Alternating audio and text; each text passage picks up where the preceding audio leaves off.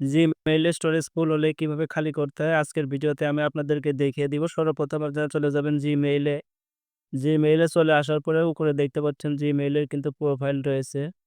এই প্রোফাইলের উপর ক্লিক করে দিবেন। এখানে ক্লিক করে দেওয়ার পরে এখানে দেখতে পাচ্ছেন ম্যানেজ স্টোরেজ নামের অপশন রয়েছে। এই ম্যানেজ স্টোরেজ এই অপশনটিতে ক্লিক করবেন। এখানে ক্লিক করার পর একটু নিচের দিকে আসবেন। নিচের দিকে আসার পরে এখানে দেখতে পাচ্ছেন ক্লিন আপ পেজ নামের অপশন রয়েছে। এই অপশনটিতে ক্লিক করবেন। এটাতে ক্লিক করার পরে এখানে অনেকগুলা কিন্তু অপশন চলে আসছে। এখানে দেখতে পাচ্ছেন লার্জ ফটো অ্যান্ড ভিডিও নামের অপশন রয়েছে। আরেক পাশে দেখতে পাচ্ছেন ইমেইল উইথ লার্জ ফাইল কিন্তু রয়েছে এবং এখানে কিন্তু দেখতে পাচ্ছেন লার্জ ড্রাইভ ফাইল কিন্তু রয়েছে। তো আপনারা যেটা করবেন লার্জ ফটো অ্যান্ড ভিডিও নামের অপশন রয়েছে এবং রিভিউ নামের অপশন রয়েছে এটাতে ক্লিক করবেন। এই অপশনটিতে ক্লিক করার পরে আপনার যত ভিডিও বা ফটো রয়েছে এখান থেকে আপনারা সিলেক্ট করে দিবেন।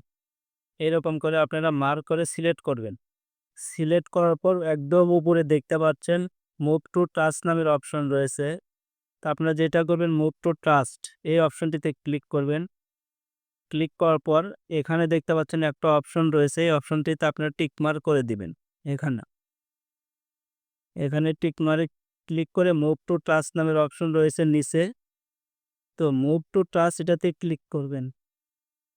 এটাতে ক্লিক করার পরেই দেখতে পাচ্ছেন ডিলিট হয়ে যাচ্ছে। তো এরকম করে আপনারা আপনাদের জিমেইলের স্টোরেজ কিন্তু খালি করে নিবেন।